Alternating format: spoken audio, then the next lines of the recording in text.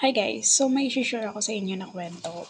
Based to doon sa napanood kong isang ah, Norwegian nationality na babae na sabi niya is nakaka-feel siya ng selos sa mga Pilipina or sa mga Pilipino na nasa ibang bansa. Like yung kung paano ang mga Pilipino sa kapwa nila Pilipino.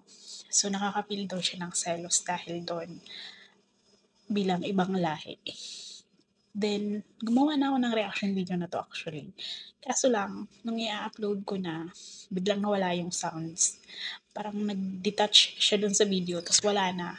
So, parang nawala ng sound yung video at gusto ko sanang ulitin yung sounds. Parang ida-dub mash ko na lang yung video ko pero ang hirap gawin. So, ayun, gawan ko na lang ulit yung video. So, eto yon.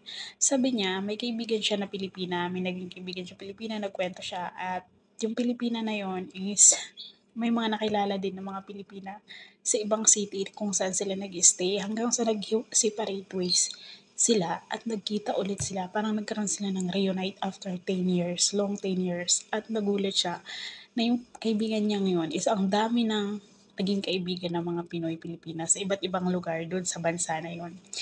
So, sabi niya nakakaselos daw as ibang lahi kung paano daw yung mga Pilipino mabilis makabuo ng community sa ibang bansa kung nasaan sila nandun. Like, kasi 'di ba, tayong mga Pilipino kasi, napansin ko din yon compared sa ibang lahi, tayong mga Pilipino, hindi naman lahat 'no, kasi may mga Pilipino din na parang akala mo kung sino ng mga tagapagmana dito sa ibang bansa na hindi na namamansin or parang alam mo yun. Pero kasi mostly sa ating mga Pilipino, 'pag nandito tayo sa ibang bansa, 'pag may nakilala tayong kapwa Pilipino or kabayan, nakikipagbatian tayo, nakikipagkaibigan tayo. Alam mo yung parang noon lang kayo nagkita pero intact na agad kayo na parang ang tagal niyo nang magkakilala, para bang magkakilala kayo sa Pilipinas, gano'n. Gano'n tayo mostly mga Pilipino. Like tapos nakakabuo tayo ng friendship kahit na hindi natin sila kamag-anak, kahit na hindi natin sila kalugar sa Pilipinas, like ibang ibang ano, kahit ibang bayan sila sa Pilipinas, basta alam natin Pilipino, 'di ba?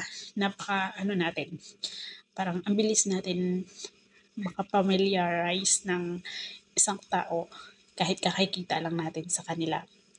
Unlike sa ibang lahi na kahit kapwa nila yon, like kapwa nila Indiano, kapwa nila basta kahit kalahi nila, 'pag nasa ibang lugar sila, wala lang, parang nagkita kayo ta's nalaman nilang same ano sila, lugar or bansa, pero wala yung sa kanila.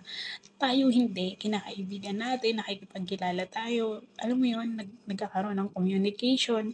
Tapos, like, dalawa lang kayong nagkita sa umpisa, sa susunod na pagkikita, apat, tatlo na kayo. Kasi may kasama yung isa. Tapos ikaw may makikilalang bago. So, alam mo yun, nakakabuo tayo ng community sa isang bansa kapag nasa ibang bansa tayo tapos nagkaroon tayo ng mga kakilala sa ibang bansa. At ganito daw yung nangyari sa kaibigan niya. Like, alam mo yun, ang bilis natin makabuo ng community. Tapos magkikita-kita na kahit iba't ibang city yan, gagawa ng paraan para magkita-kita at magsama-sama. Especially kapag may mga occasion. 'Di ba? So, hindi lang ito dito nangyayari sa ibang bansa, kahit 'di ba nasa Pilipinas tayo tapos like nasa ibang city, tapos may nakilala tayo do'n na kalugar pala natin.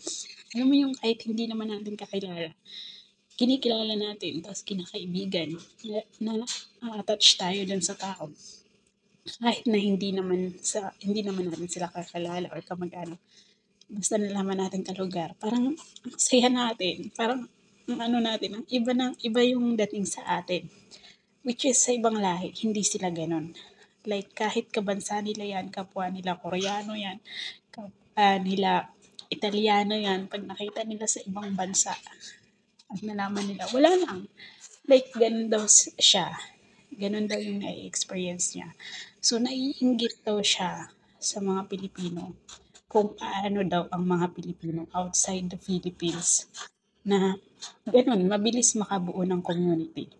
Kasi nung na first time daw niya na ma-meet 'tong kaibigan niya or kasama niya, kasi naging roommate niya, is dalawa lang yung kakilala.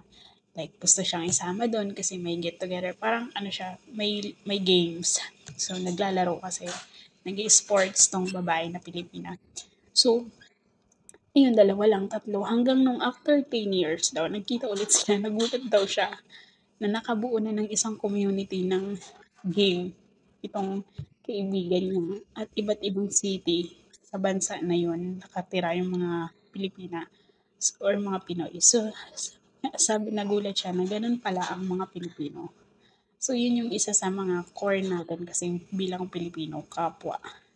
Pag sinaming kapwa Pilipino, parang iba kasi tayo, di ba? So, ganun tayo. So, yun yung isa sa mga advantage or kagandahan or nakaka-proud bilang isang Pilipino. Ang hindi lang talaga nakaka-proud sa atin is yung gobyerno.